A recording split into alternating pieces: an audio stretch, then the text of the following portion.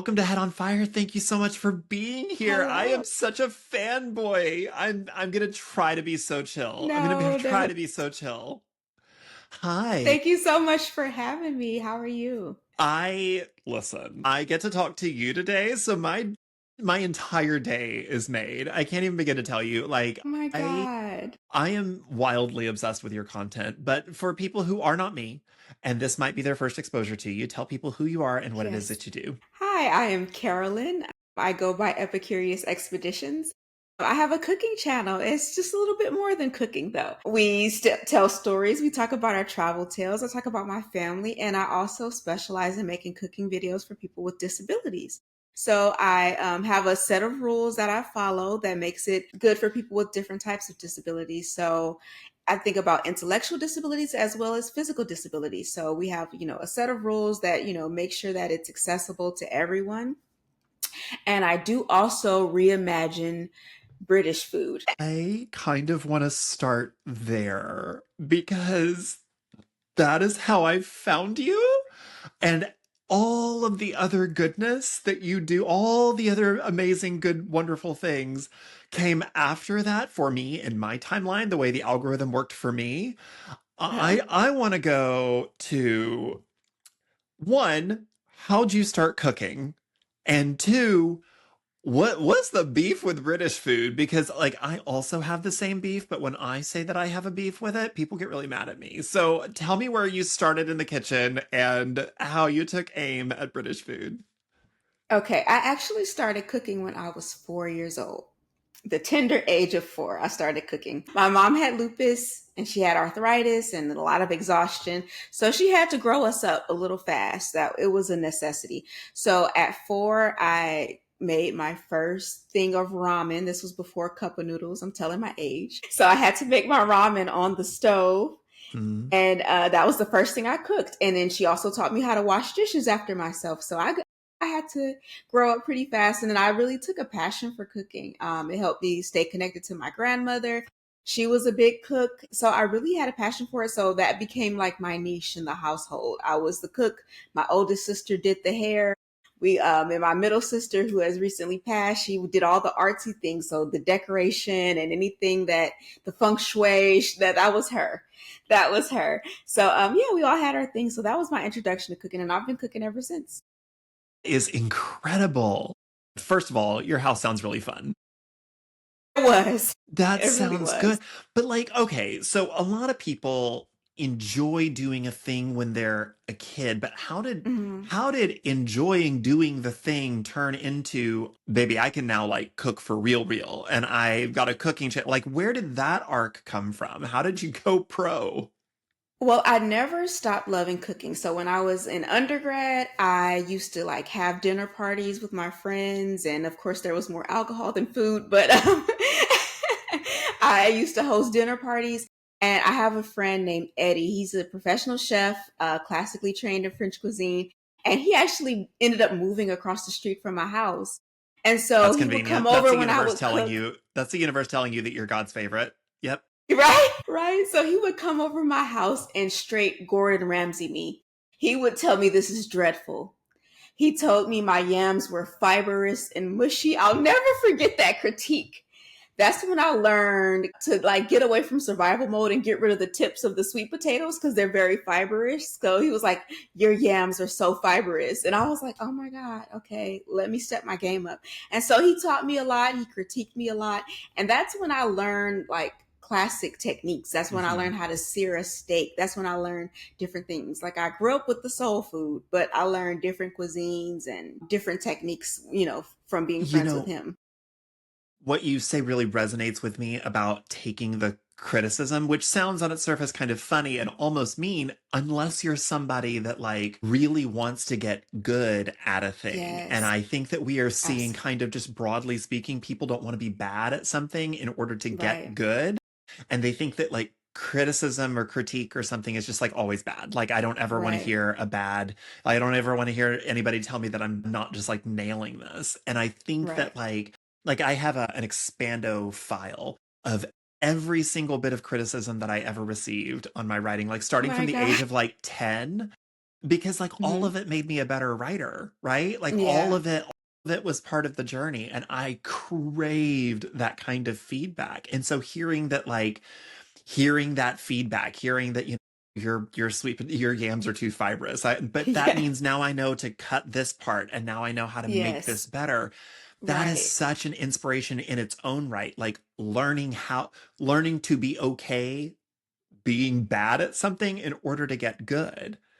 And I find that I take critique a lot better if it's something that I'm really passionate about and the person speaking has demonstrated that they know Yes. what they're talking about. Well, for I tasted sure. his cooking, so I knew that he knew what he was talking about. And that goes to it because like not everybody's when you're a creative person or when you're somebody who's just like really desperately trying to like become somebody who is like in a creative field or something, you have to learn one how to take criticism, but also two that not everybody's opinion matters. Not everybody's opinion can matter. Exactly. But figuring out whose opinion is going to matter to you is really Hmm. important, and seeing that like trusted expert be able to come to you and say, "Now listen, you can get as good as me, but you have to, You this, have to and this listen. first." It's like, okay, but like, random person on this, or like person coming into the restaurant who only ever eats like Tex-Mex or something and eats your food and is like, I don't know, this should Yeah. be spicy. And it's like, okay, well, it's a Swedish dish. So Right. that's not going to be spicy. Yes. Sorry. And I feel like everybody has their lane and you have to stay Yes. in your lane. Yes, absolutely. That is such good, like that is Yes. such a good and necessary behavior to like model, like to your Yeah. kids, to the audience, to people, like to people in your life. That's incredible. Right. But like, okay, why the beef with the British? I'm so glad you asked because some people think I just out of the clear blue sky decided to just come for them. I saw you. I They came across your started it. feed. I came across your feed when you were like, it takes a black woman to fix beans. Like, beans on toast is so bad, it Absolutely. takes a black woman to fix it. And I was like, followed, sign me up, favorites, every video. I want to see, da da da da da. Like, gimme, gimme, gimme, gimme. And I was hooked. Tell me about the beef with the British. Okay, so you remember when TikTok got banned for the first I time? do. I do. You were there. I was there. I remember Okay. like being there as like the doors shut and we were all like, bah! Scrolling. I was scrolling and then that pop up. Yep, yep. Yes. So then the British took the opportunity to tease us and to say, ah ha ha, now that the Americans are gone, I can eat my beans and toast on peace, babe. I can eat it in peace, babe. And it was a viral video where this black woman was cutting her beans on toast, like neener about like us being banned. I was like, oh, okay. So then when we got the ability to come back to TikTok, I was like, I know exactly what I'm going to do. And when I say that throwing the plate was an ADHD impulse, it felt so right. And I had a mess to clean up after that, but it felt so right. It felt so necessary. And then, like, that video exploded. I did not see it doing as well as it did, and people saying, yes, now do this dish next, do this dish next. British people do have a history and like a culture of having food from the medieval period that has never been updated. And I think it's high time that it gets updated. So it just kind of worked out that I was able to, get them back for the jabs they took at us and, elevate their dishes because there is opportunity there.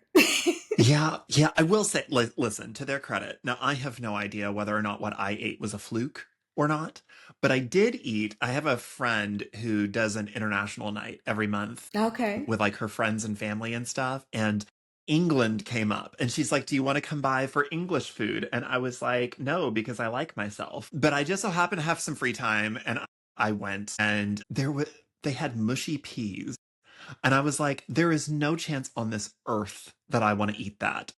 And she's like, Mm-hmm. you have to try this. And I was like, why? And she's like, because we found out it's not a regular pea. Like, it's not like a little Mm-hmm. bitty pea. There's a special pea. The British Yeah. have special peas.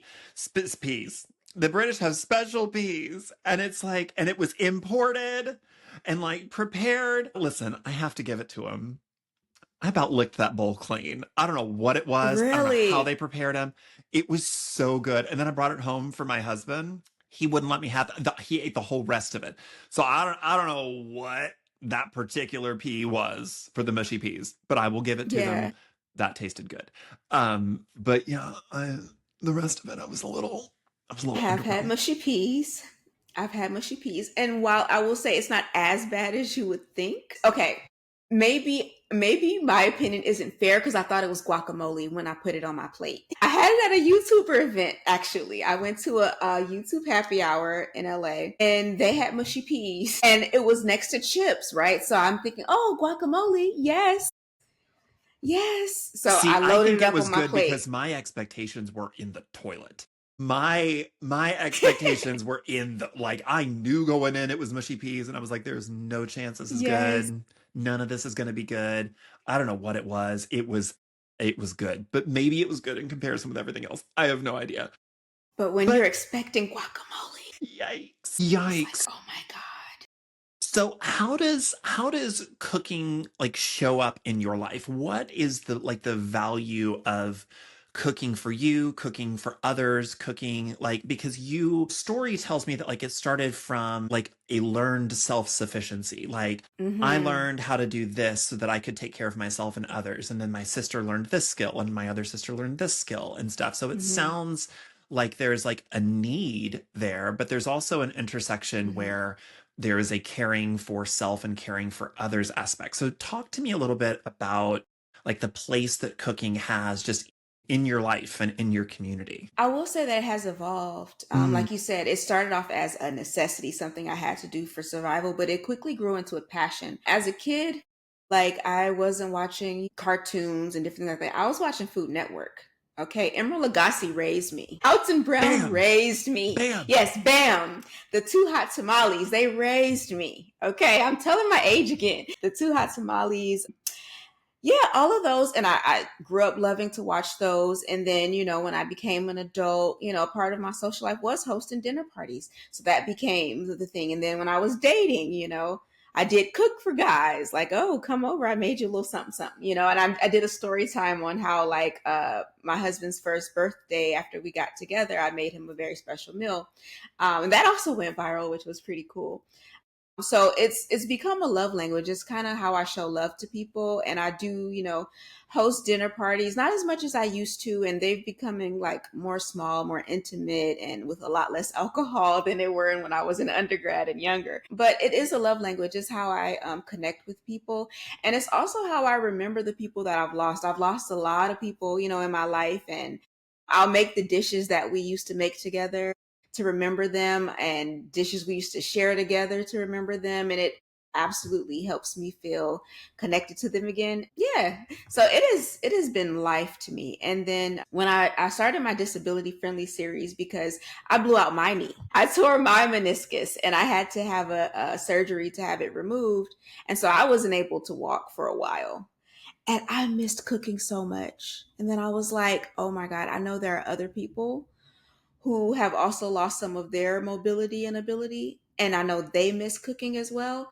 So I'm like, what if I did a series on cooking, accessibility, like so that people who are disabled can still cook? Because I had to modify everything for myself when I was, on one leg. So yeah, it has What I evolved. really appreciate that is disability advocates are really they constantly talk about how disability is kind of an inevitability for most of us. Most of us at some point or another are going to Yes. intersect with Hmm. disability at some point, either temporarily or permanently. Hmm. Either we are temporarily not going to be able to walk or not be able to use our hands, or maybe we will, get a concussion, some kind of temporary mental impairment or something, vision impairment, something like that. Hmm. But all the way to, yeah, statistically speaking, a lot of us are going to become disabled some kind. We will experience Yes. some kind of disability as we age. It's just a Hmm. statistical likelihood. So the idea that, you were able to take that temporary thing and turn it into Hmm. an entire series is so smart and important because it can be and likely will be any of us. It'll happen to me at some point. Walk me through. Okay, you were talking to me earlier about the rules. You have rules. Hmm. Yes. One, What are the rules? And two, how'd you come up with them? The rules are no stove, so no direct interaction with fire or any extraordinarily high temperatures. Okay, that's one rule. No knives. That's a big one. So we're not chopping anything. We don't chop. And if there's something soft, we use like a pasta wheel, something safe. And then also, can this be done in a seated position? Can a person put this device on a table and sit at the table and do all the steps seated at the table? Because there's so many different levels of ability. And also, we cut down as many steps as possible because people who have both physical and mental disabilities can have issues with exhaustion and stamina. So we cut out all steps that are not absolutely necessary. Yeah, we keep everything nice and simple. And the rules come from members of my family. Like I said, my mom had lupus. She was exhausted. I had to do the cooking for her because she didn't always have the energy, the stamina. She wasn't always able to stand. She had really bad arthritis. So that comes from her. It also comes from my son. He is autistic. He is a level 3, diagnosed now level 3, depending on who looks at him. Could be level 2, could be level 3. So he does have some significant challenges. So I like to help incorporate him in the kitchen, but I don't want him to use a knife at this point. One day he'll probably be able to do it safely. He is growing and learning and blossoming and has a great team of people that's helping him out. So one day he'll be able to use a knife, but I know there's some people who may never be able to safely interact with knives. So let's just cut that out because we can use the frozen pre-chopped version. So that's where that rule comes from. It's incredible. And as your platform has grown, are you finding new rules or new adjustments or new things? Like, are people contributing? And how has the reception been from the audience at large? The reception has been overwhelming. Sometimes I can't even read my comments because I will sit up and cry. People with amazing stories share their stories with me, and it's overwhelming. And I do appreciate the feedback. People say like, "Oh, have you considered doing a low carb one for people who have diabetes?" And I'm like, "Okay, I can do one of those." And some people say, "Oh, can you do low FODMAP?" That one's tough. I'm working on it. It's because that one has a lot of rules. So I'm like, "Oh my goodness." I'll think of a dish and then I'll find out, oh, that has an ingredient that I can't use. So I'm like really like working on that. And then some people say, oh, I'm a amputee. I only have one arm. Can this be done with one arm? And I was thinking, okay, how can I make this easier for someone who may be an amputee? And I'll just like incorporate all of my comments and take everything into consideration and try to be as thoughtful as possible when I'm like crafting my recipes and making my adjustments to make sure everything is accessible. And you know what I personally really love about that, because what a lot of people don't realize is when you advocate for accessibility, it's good Hmm. for everybody. Like, it's good for everybody. Like, I always talk about airplane seats. People get real weird when people talk about, if you're a heavier set person Hmm. wanting to be comfortable, to be able to sit in a seat and not, be in pain for a flight or Hmm. something like that. But okay, I don't deal with that. I'm 6'6". I'm really tall. You know what's great for me? Also, more room on planes. It's Absolutely. good for me It helps too. everybody. It's good for everybody. Nobody likes feeling crammed into an Yeah. airplane.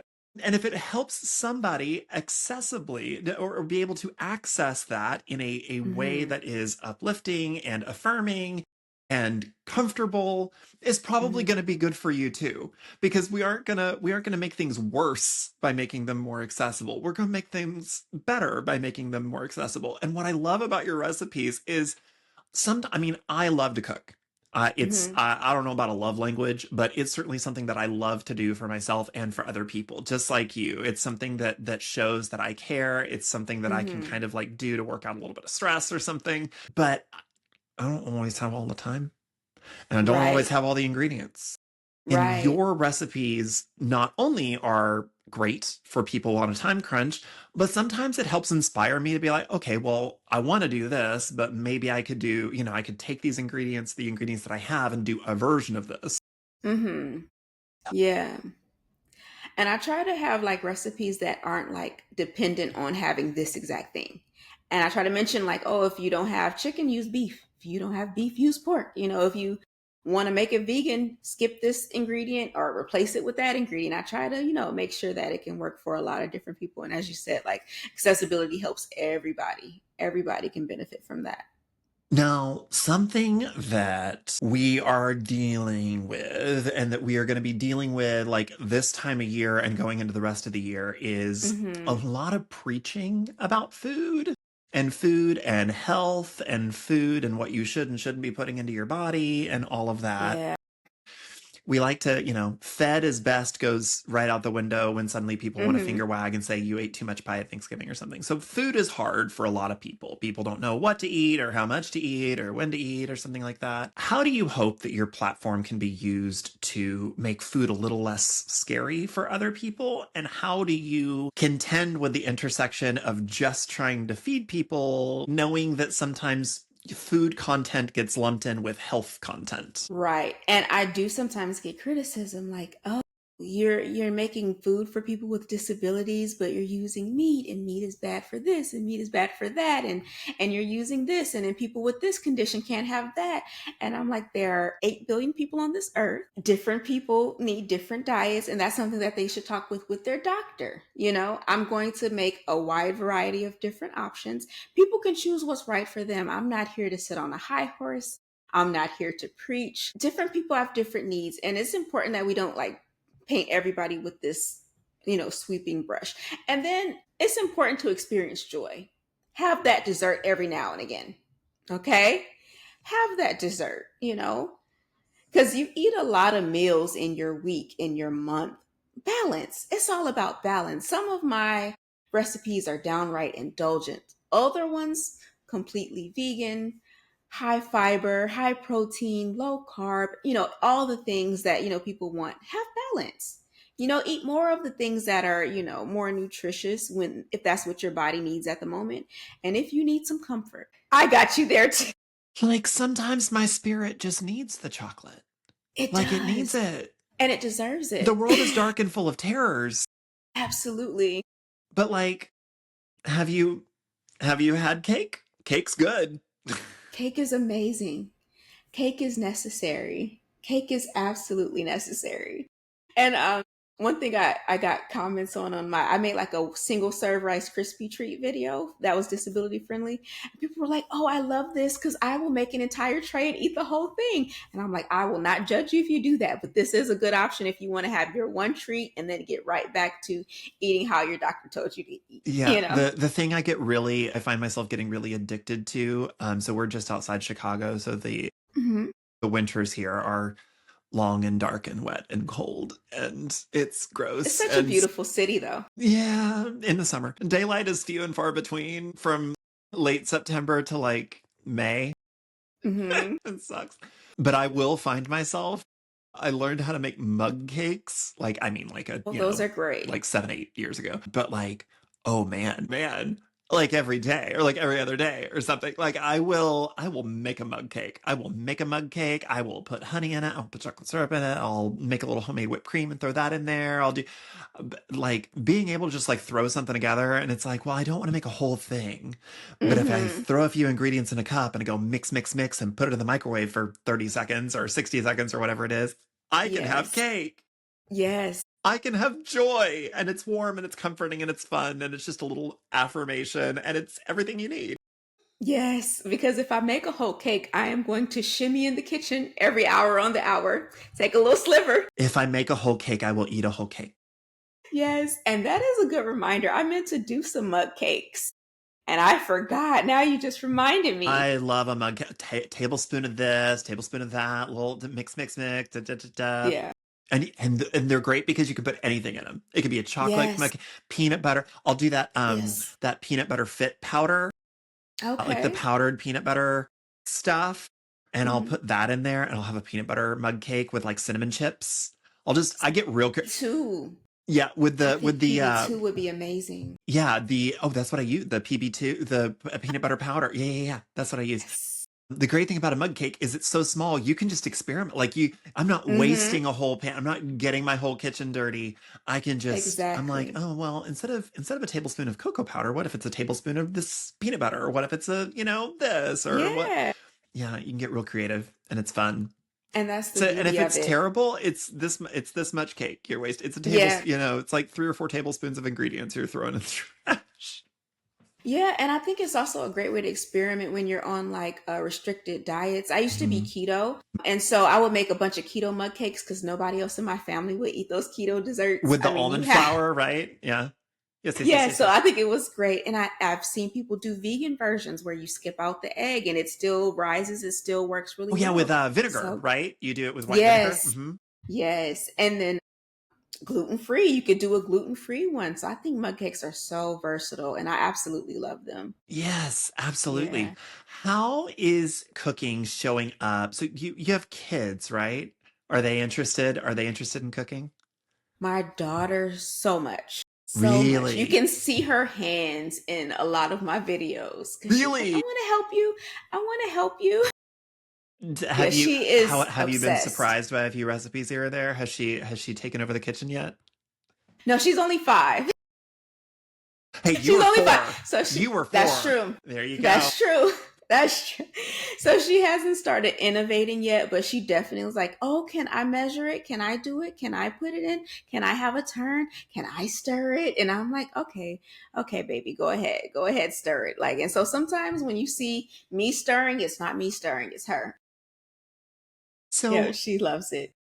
I think that when people think of disability friendly or anything that becomes an accessibility conversation or an accommodation conversation or something like that, one, they think that the food might lack flavor, or two, maybe the flip side of it is maybe it is Hmm. smaller portions or something and then I can't save it for later, or then there is the task of having to store it and all of that. How do Hmm. you go about considering like the life around the person who is making the food? Like, assuming, what assumptions do you have to make? Hmm. And then how do you, accommodate for that? For almost all of my recipes, you get about 4 to 6 servings. So I said it that way because one, if you do very large portions, there may be a difficulty lifting, a big 5 pound Sure. roast, a big, you know, bowl of this or that. So I always aim for about 4 to 6 servings. That way they can meal prep. They can stick half of it in the freezer if they're just cooking for themselves, or if they have a family, like they can have that meal for the family. Now, of course, my recipes can be scaled. You would have to just, adjust the time and, add a little additional time if you want to double it. But I always aim for about 4 to 6 servings in my recipes. Unless I state otherwise, like my single serve Rice Krispie treats, or like I think I did a microwave chana masala, and that one was just about 2 servings.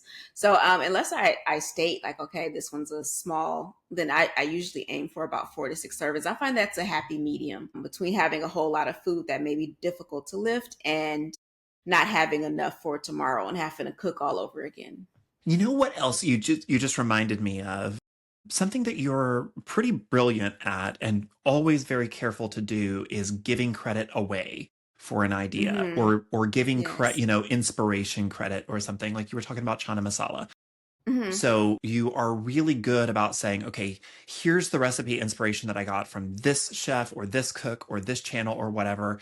My Mm-hmm. recipe is not to like say that this is my culture or these are my people or I'm not taking Right. anything. I am trying to find a way to do this just with my disability friendly rules or something like Mm-hmm. that. And in the world of content creation, people get so weird about credit.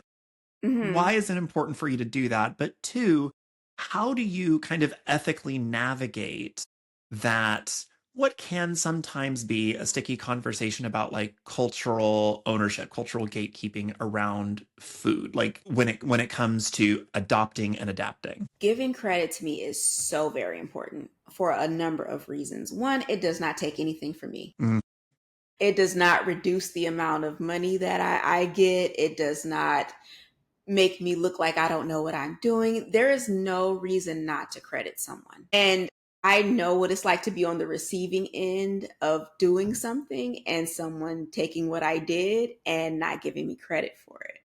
mhm. I know what that feels like on an individual level. As far as my videos, I've seen people do bar for bar of my videos and not give me credit. And then on a big scale, just being a Black woman. and existing in my Black womanhood. We get sticky bunned, as I like to call it, as like Black women often do our like baby hairs, and that's like something that we've been doing since probably the 80s. No, before that, really, even in the 70s, I've seen that. And then suddenly, people are doing their baby hairs and they give it a new name, sticky buns or like boxer braids and that sort of thing. So I think acknowledging where the culture comes from is so important, and it's so respectful and so necessary. So I'll say this chana masala is an Indian dish from Indian culture. This chicken adobo is from Filipino culture.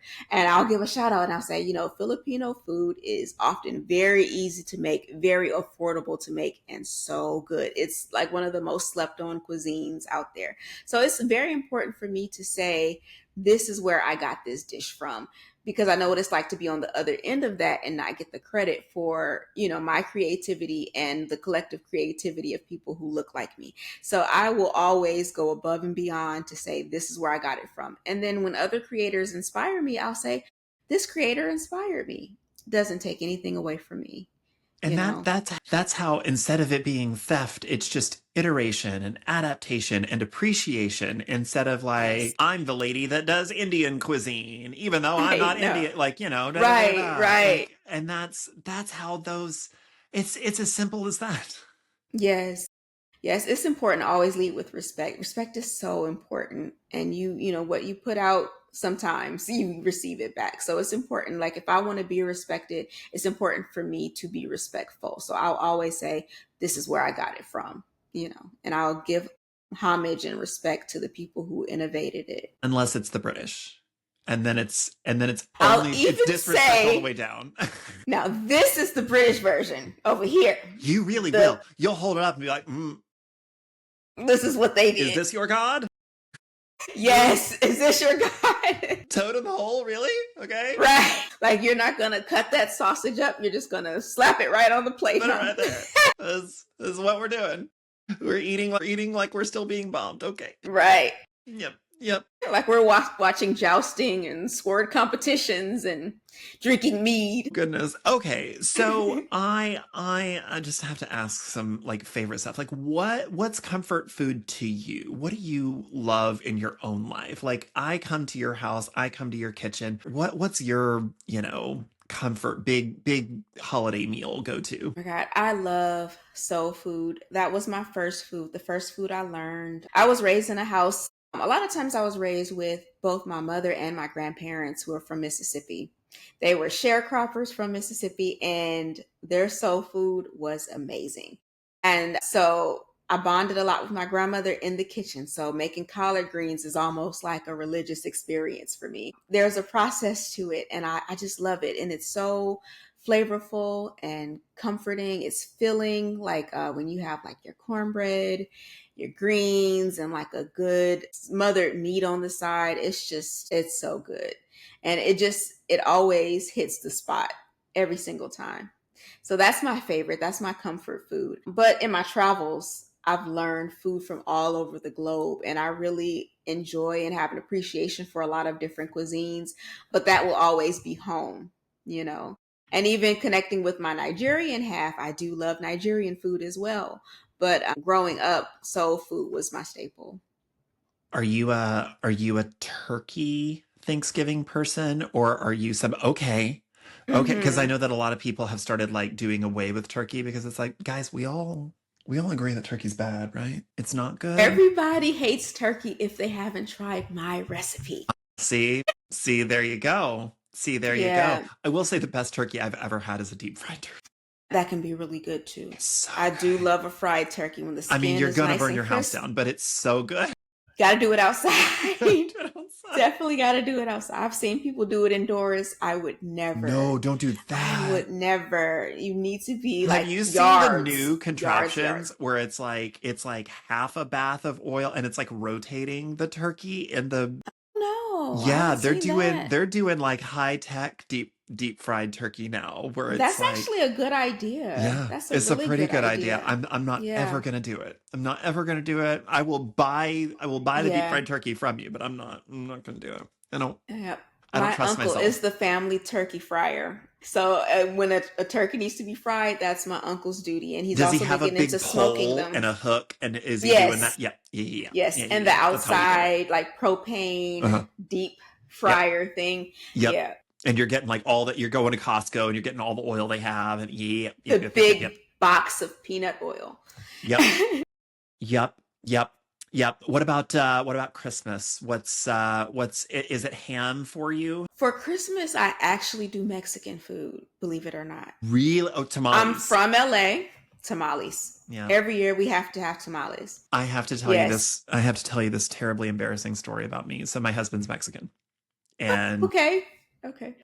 I remember like the first Christmas where we were going to his family for Mm-hmm. Christmas. And this was like almost 20 years ago. I'm old. And me talk all about all the Christmas because we had been, oh God, I was so busy and I was still in school. I think I was still in school. And oh God, we'd been working so hard and I was so tired and I couldn't wait Mm-hmm. for Christmas food. Oh, the ham that I was going to eat, the stuffing I was going to eat, the mashed potatoes and the pumpkin pie. God, all the food I couldn't wait to eat at Christmas. And that man just let me talk and said nary a word. And we get in our car and we drive like 5 hours to San Antonio to be with his family Mm-hmm. and walk in and we go to dinner and there are 5 kinds of tamales and that is dinner. And I was like, Yes. Yes. phenomenal. Since then, it is not Christmas unless there's tamales. Mm-hmm. Because it's been 20 years of my life at this point.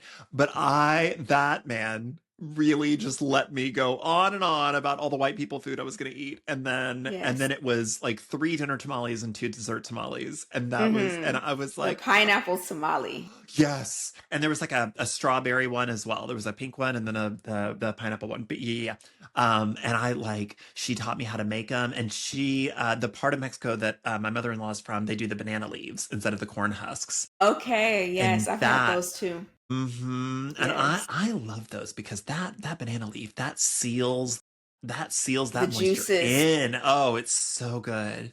It's Yes. so good. But okay, but not everybody, not every occasion is a holiday. Not every occasion is a big occasion. You're also a mom. Mm-hmm. How do you prep to feed your kids? Like feeding kids is hard. Feeding not only yourself is hard, but feeding kids is hard too. What are your Yes. recommendations for parents who come to your page who are looking for, the ability to keep their kids fed and not bored of food? Yes, that is a huge challenge that Hmm. even I struggle with. So my oldest son is autistic, like I said. So he loves white rice. He loves ramen. Getting him to eat a vegetable is so difficult. So I always have a pot of rice, always. So every couple days, I make a new pot of rice, stick it in the fridge, and like we reheat that. He eats that. One thing that my kids love and makes it easy for me to get vegetables into them is sinigang, which is a Filipino soup. I do have a video on my channel with the sinigang. It's so good and so easy to make. It's so quick, so easy, so delicious. It has a very sour because it's tamarind based, so it's very sour. So it kind Ooh, of my husband masks loves the. this. Would love this. He loves He tamarind. would he probably would. It is Huh? so good. And so yeah, I make sinigang all the time. And they just will gobble those vegetables down because the flavor of the tamarind kind of overtakes the taste of the different vegetables. So it just makes it so much easier for them to eat their vegetables. But they both love rice. So I always will have excuse me.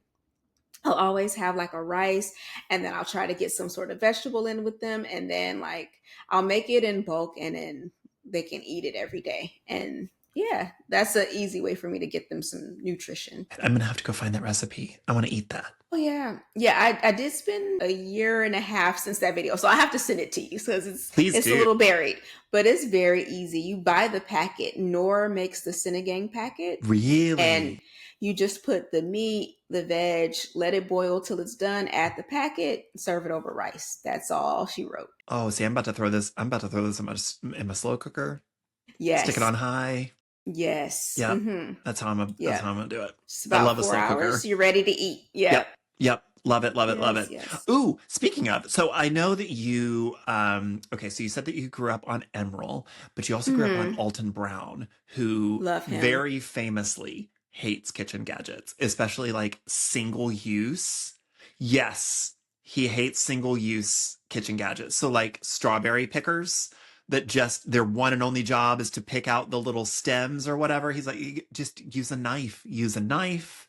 You do not Hmm. need single use gadgets. It's clutter, it's landfill fodder, it's all of Absolutely. that. So you are, there's a lot of people with a lot of budgets, with a lot of space constraints, with a lot of Hmm. disability intersections and stuff. What, if anything, do you think would make most people most of the time's life a little easier in the kitchen? What are some gadgets or what are some cookery things that you would recommend people get? The slow cooker, and the air fryer are really the bread and butter of my disability friendly series. Because the air fryer can be a safe alternative to an oven because it cools down a lot faster. Reaching your hands in to retrieve the food is a lot safer in an air fryer than it is in the oven. So that's my bread and butter, the slow cooker. Bread and butter. You can do so much with it. People think just soups. No, no, you can cook meats, you can cook beans, you can cook all sorts of things. I even have a pasta dish that I did in the slow cooker. So you can do pasta in the slow cooker. And I see a lot of people do slow cooker recipes, but they'll start it like on the stove and then move it. You don't have to do that. You can do the whole thing in the slow cooker. Will you get the perfect brown on your ground beef? No. But do you need a perfect brown? Do you need a perfect brown on your ground beef? Not necessarily. It can still be really delicious without it. So slow cookers and air fryers are my bread and butter. A good whisk, a good wooden spoon. If you have those things, you can make most of my dishes. That's it. And That's it. see now, and the newer slow cookers, like I have and the new Ninja. This is not, they didn't sponsor me, so get whatever.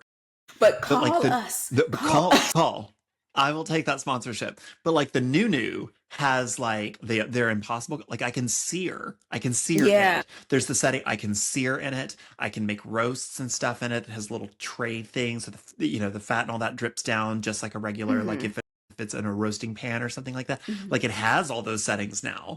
So like Yeah. even if you're just getting the slow cooker and you've never had one before, look around because there's some out there Hmm. that have those settings now, and you can do the searing and the browning and all of that inside of And those machines. I hear some of them have Wi-Fi now so that you can like from your phone turn Yes, it down to low.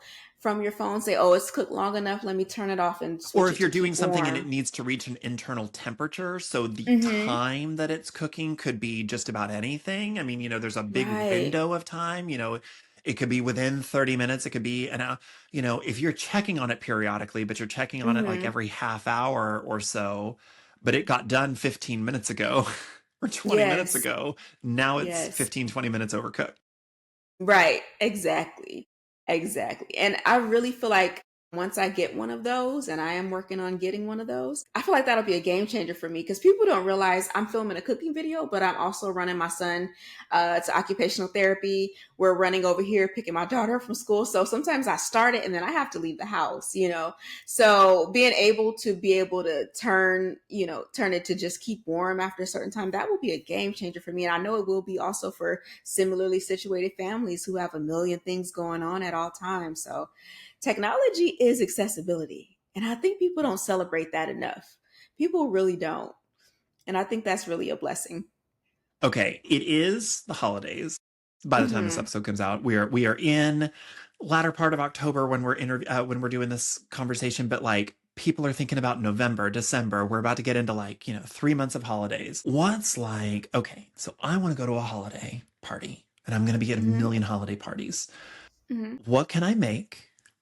It Hmm. was easy, fairly inexpensive, but it's going to make like it look because I love a recipe where it looks like I spent all day making something, but and also it's really good. What's like a go-to for you to take to the holiday, to take to like the event that like is Hmm. much more impressive than it actually was to make?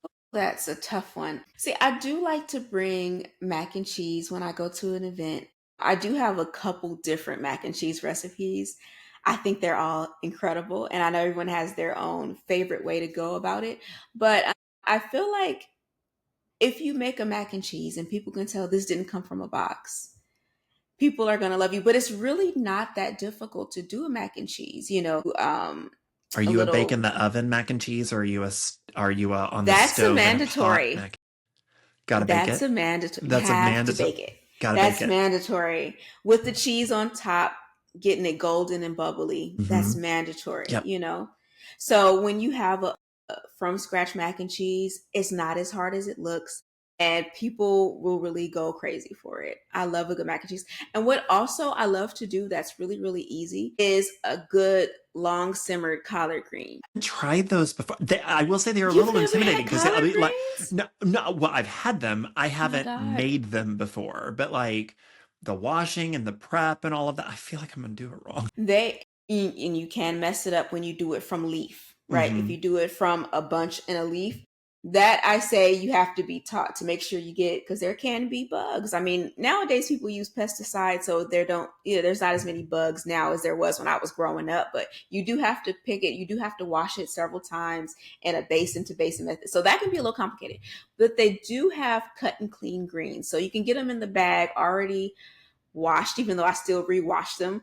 They'll already be washed, stems already removed, they're already cut. So all you have to do is give them a good, maybe two washes, and then they're ready to go. One thing I like to do that is so easy and makes it so effortless is I like to start on my base for my greens the day before in a slow cooker. I put my smoked meat in there, some onions, some seasonings, and then I just let the meat just simmer overnight to where the meat is fall off the bone and all of that broth is just infused with the flavor from the smoked meat.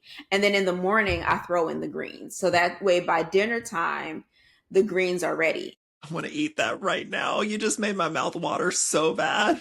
They will be the most flavorful greens you've ever had with the smoked meat simmering overnight. It's just incredible. It really is. And it's so low effort because you just throw it in, go to sleep, and then in the morning you have a pot liquor that makes you think of grandma. Like definitely makes you think of grandma.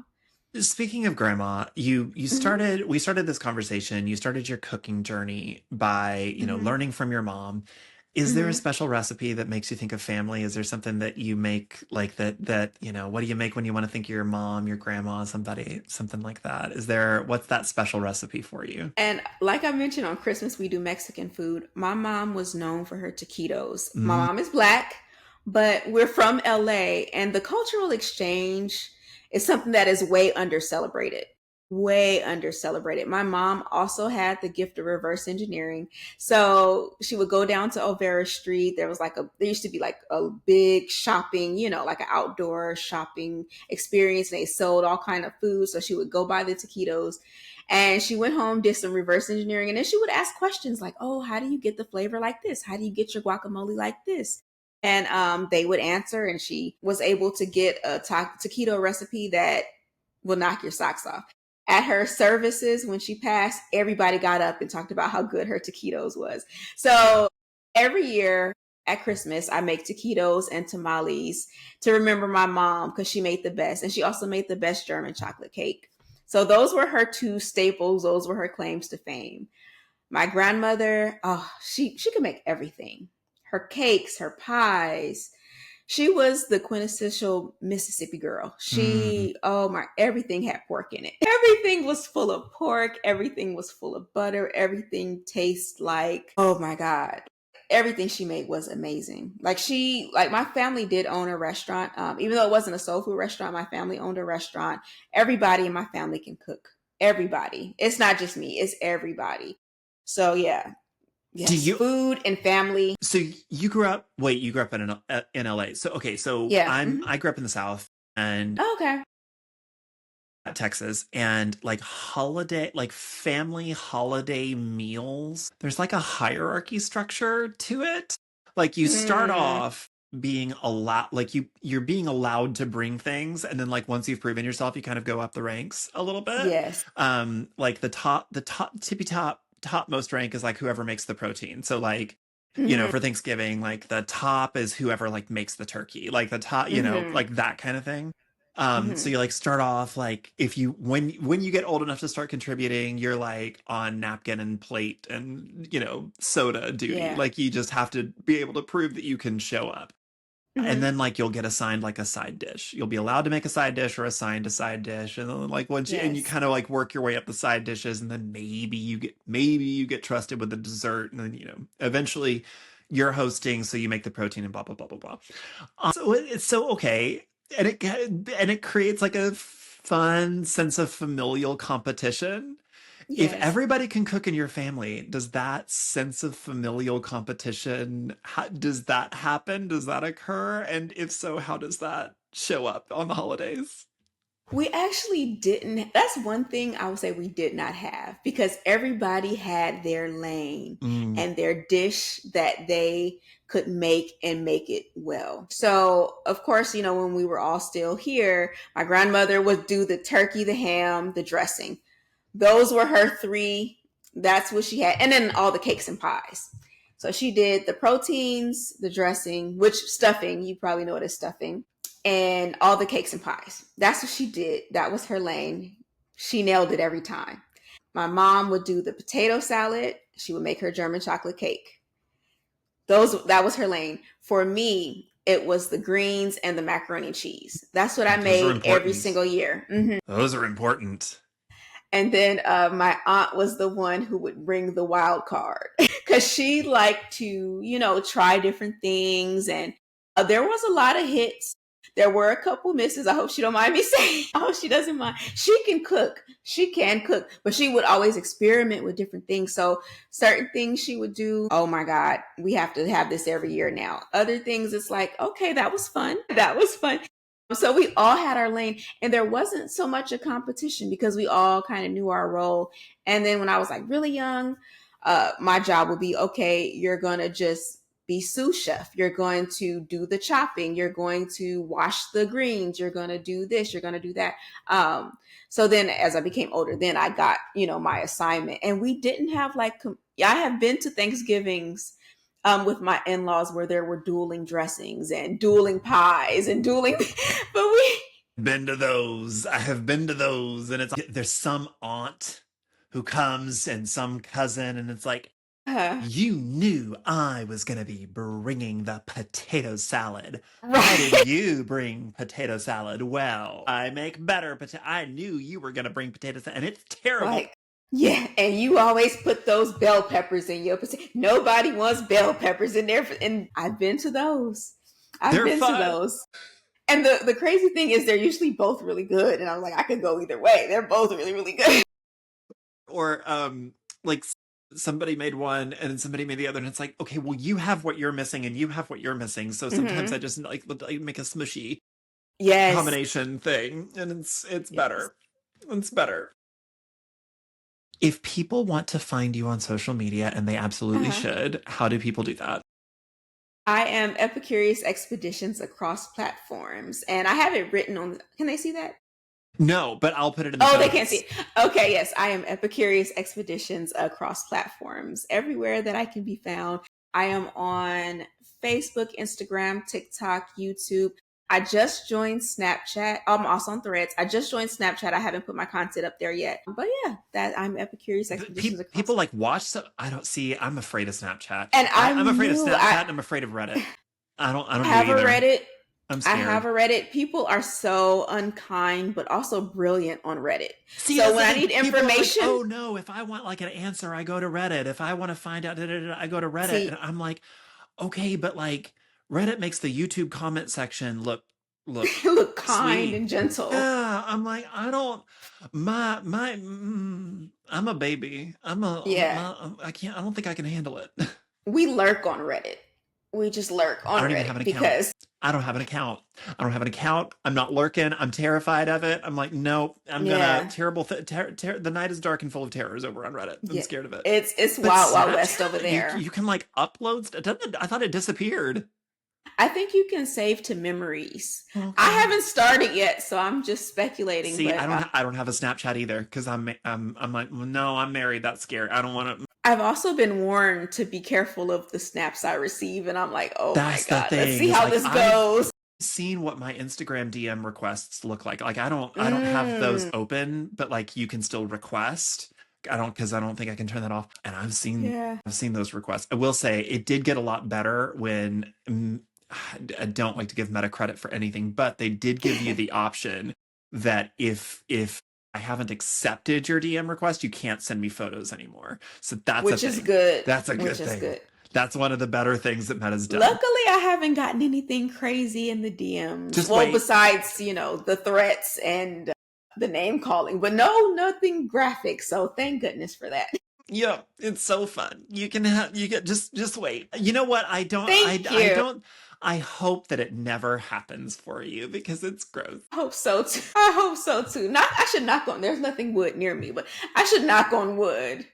I should Oh my definitely knock gosh. on wood. Carolyn, thank you so much for being here. It has been such a Thank you for pleasure. I having have me. been such a fan. Like, your content has been one of the highlights of my year. I am Oh, such thank a you. big fan of you and your platform and what it is that you're doing, and not only how you're celebrating and appreciating food, but also making food accessible for people, which, Mhm. in a world, especially on social media, where we're just constantly told that like food is hard and it should be hard, and you're not eating Right. enough protein, you're not eating enough fiber, you're not eating it.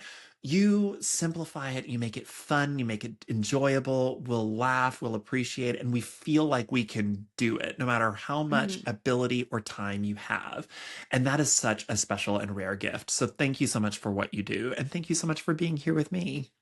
Thank you so much for having me. This has been a blast. I really appreciate you inviting me on, and it's a blessing to be able to talk about all of these things. And I'm thankful that I've been given a platform. So thank you so much.